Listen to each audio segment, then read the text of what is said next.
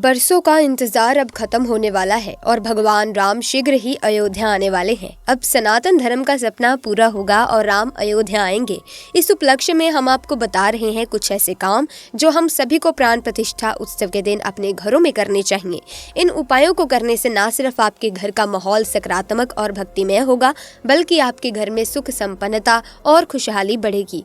जैसा कि दोस्तों आप सभी लोग जानते हैं कि 22 जनवरी 2024 को अयोध्या में राम मंदिर का उद्घाटन होने वाला है। साथ ही दोस्तों इस उपलक्ष्य में पूरे भारतवासियों के घर पर पीले चावल पहुंच गए हैं। अब दोस्तों पीले चावल का अगर आपके घर पर एक दाना भी पहुंचा हुआ है, वो भी अयोध्या का, तो आप बहुत ही ज्यादा किस्मत वाले हैं। साथ ही में दोस्तों जिन जिन लोगों के घर पर ये पीले चावल पहुंच गए हैं, उनके मन में ये क्वेश्चन, ये प्रश्न जरूर आ रहा होगा कि भाई हमारे घर पर अयोध्या के पीले चावल आए हुए हैं निमंत्रण स्वरूप, तो हम इन पीले चावलों का क्या करें। तो दोस्तों हम आपको बता दें कि ये जो पीले चावल आपके लिए कोई साधारण चावल बिल्कुल नहीं है। ये आपके जीवन को बदलने वाले चावल हैं, आपके पूरे साल को, आपके पूरे भाग्य को बनाने वाले चावल हैं। इन पीले चावलों को आपको कहां कहां पर किस समय रखना है, सबसे पहले वो सुन लीजिए। देखिए आपके घर पर जो अयोध्या से पीले चावल आए हुए हैं, इनका बहुत ही ज्यादा बड़ा और विशेष महत्व है। और दोस्तों इस बार जो 22 जनवरी पड़ रही है, अयोध्या में राम मंदिर का उद्घाटन हो रहा है, ये सोमवार का दिन पड़ रहा है कि बहुत ही अच्छा दिन और बड़ा दिन है। तो ऐसे में दोस्तों इसके बारे में जान लेते हैं विस्तार से। दोस्तों भगवान शिव जी का सबसे प्रिय दिन है। तो दोस्तों ये जो आपके पास पीले चावल आए हुए हैं ना, ऐसा ना हो कि भाई आपके पास ये पीले चावल आए हैं और सीधा आप इन्हें अलग अलग जगह पर रख दो। नहीं, ऐसा बिल्कुल नहीं करना है।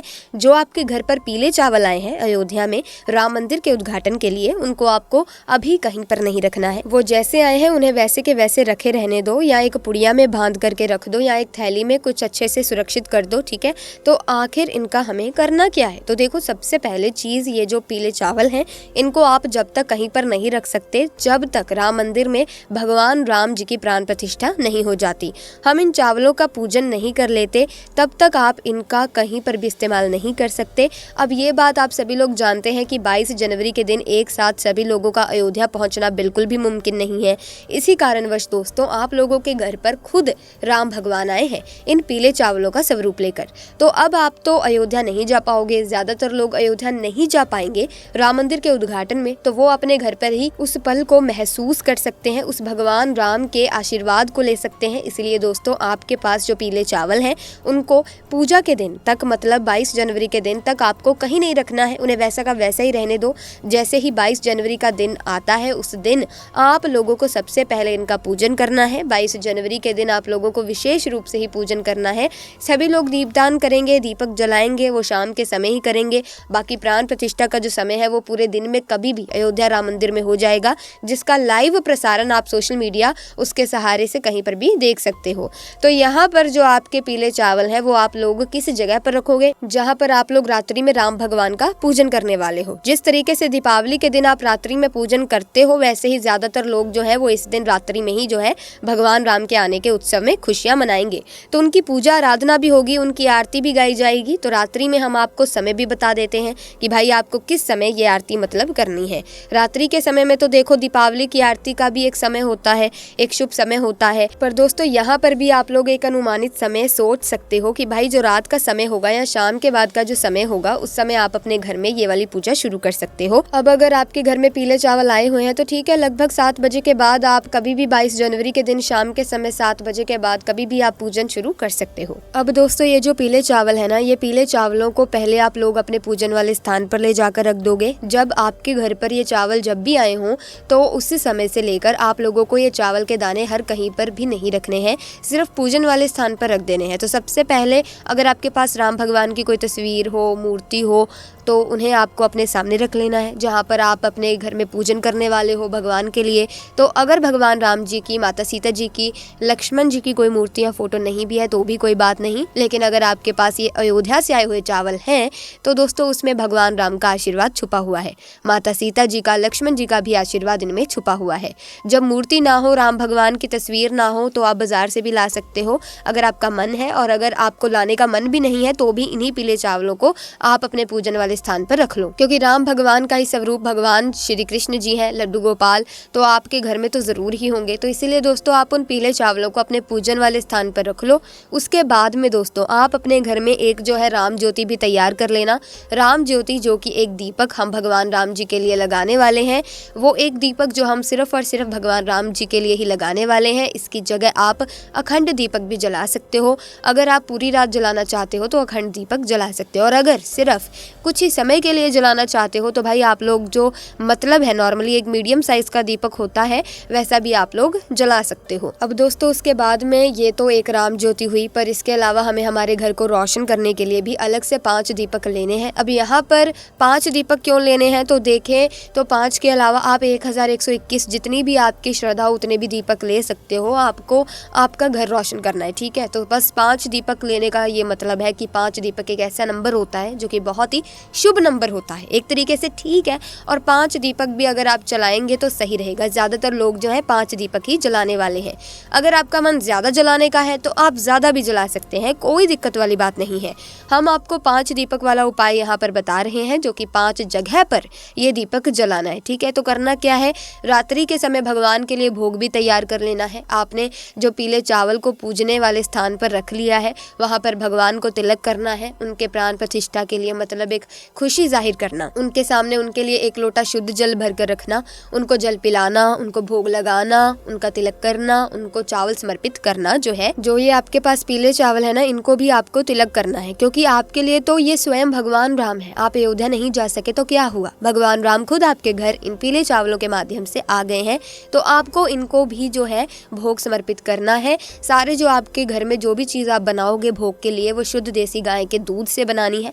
बाहर की कोई भी सामग्री भगवान के प्रसाद के लिए मत लाना, क्योंकि दोस्तों बाहर बहुत सारी मिलावटी चीज़ें होती हैं और भगवान को मिलावटी चीज़ें नहीं पसंद होती हैं। और हमें अपने घर पर ही कोई भी चीज़ शुद्ध देसी गाय के दूध से बनाकर भगवान को इस दिन भोग लगानी ही ठीक है। जो कि आप लोग सादा खीर भी बना सकते हो, चावल की कोई दिक्कत वाली बात नहीं है, ठीक है। उसके बाद में दोस्तों आपको एक राम ज्योति जो है वो आप जला लीजिएगा। उसे राम ज्योति को जलाने से पहले हम आपको एक बात बता दें कि ये राम ज्योति का दीपक और जो बाकी के 5 दीपक हैं, तो यहाँ पर जो सभी दीपक है वो सभी आपको मिट्टी के लेने हैं।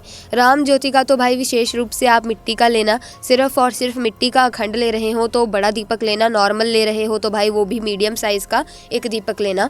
इसके साथ में जो 5 दीपक है वो भी आप लोग मिट्टी के ही लेना। अगर किसी कारणवश मिट्टी के दीपक ना मिले तो पुराने जो दीपक है उनको साफ करके इस्तेमाल में ले लेना। तो हमारे घर पर रखने के लिए ये 5 अलग अलग जगह पर रखने के लिए तो आपको करना क्या है, देखो सबसे पहली चीज़ ये जो सभी दीपक है ये जिस स्थान पर भी आप रखेंगे उस स्थान पर सबसे पहले आपको ज़मीन पर कुछ रखना पड़ेगा। खाली दीपक हम सीधा ज़मीन पर नहीं रख सकते, अगर आप रखते हैं तो आपको किसी भी तरह का फल नहीं मिलेगा। आप दीपक के नीचे चावल रख सकते हैं, फूल भी रख सकते हैं। फूल नकली नहीं होने चाहिए, यानी कि प्लास्टिक के नहीं होने चाहिए, बल्कि ताज़े और रियल फूल होने चाहिए।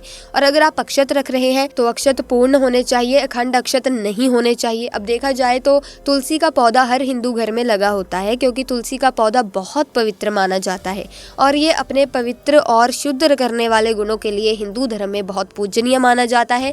इसे देवी लक्ष्मी का सांसारिक स्वरूप माना जाता है और माना जाता है कि ये पौधा भक्त को आशीर्वाद, सुरक्षा और आध्यात्मिक उन्नति प्रदान करता है। ऐसे में अगर हम शास्त्रों की माने तो तुलसी के पौधे की पूजा के लिए सबसे अच्छा समय प्रातःकाल का माना जाता है।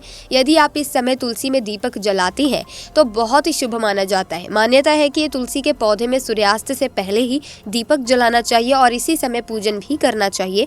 तो ऐसे में आप एक दिया तुलसी के पौधे के पास भी रखें। वहीं अगर हम तुलसी में जल चढ़ाने की बात करें तो तुलसी में जल सुबह सूरज निकलने से पहले, यानी कि सूर्योदय से पहले चढ़ाना सबसे ज़्यादा शुभ और उत्तम माना जाता है। यदि आप इस समय तुलसी में जल ना भी चढ़ा पाएं तो सूर्योदय के 2 घंटे बाद तक का समय जल चढ़ाने और तुलसी पूजन के लिए शुभ होता है।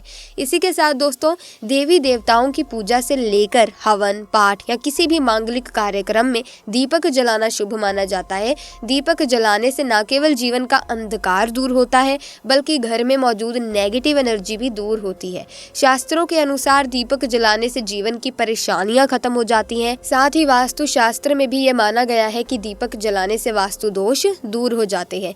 शाम के समय दरवाजे के पास दीपक जलाने से घर में सुख समृद्धि का आगमन होता है। साथ ही इससे नकारात्मक ऊर्जा घर से दूरी बना लेती है।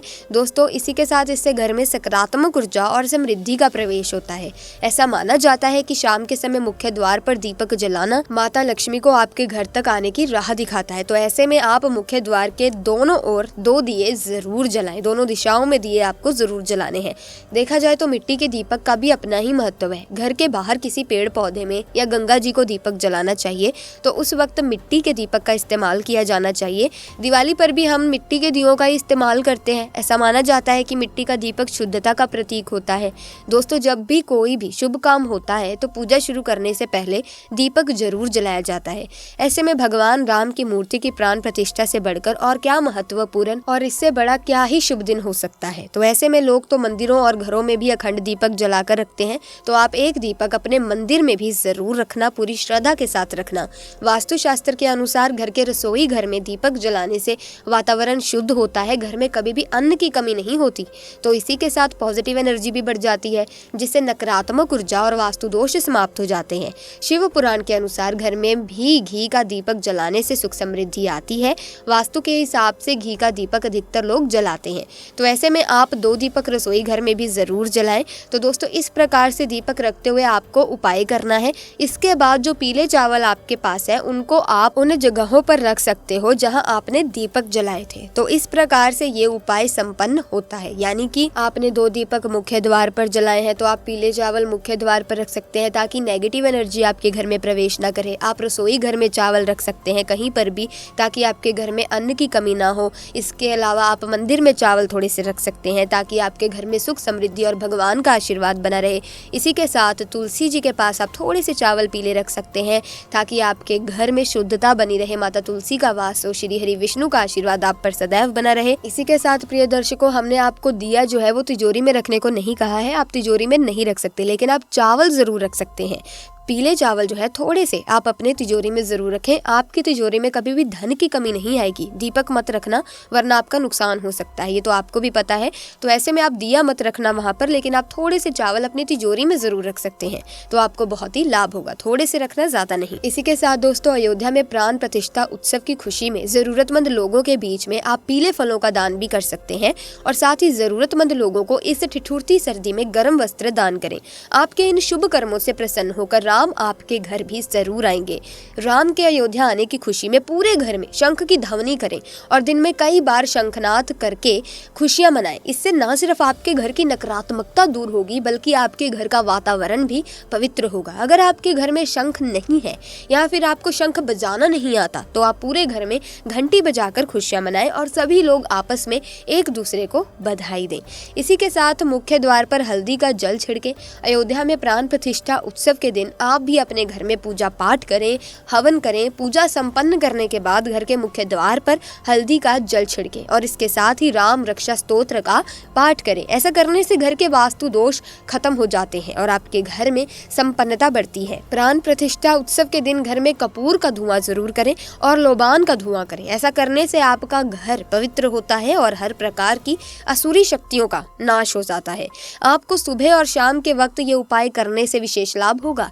इसी के साथ प्राण प्रतिष्ठा उत्सव के दिन घर में रामचरितमानस के बाल कांड का पाठ करें और साथ ही राम रक्षा स्तोत्र, हनुमान चालीसा और सुंदर कांड का भी आप पाठ करें। ऐसा करने से आपके घर में सकारात्मक ऊर्जा आएगी और दैवीय शक्तियां जागृत होंगी।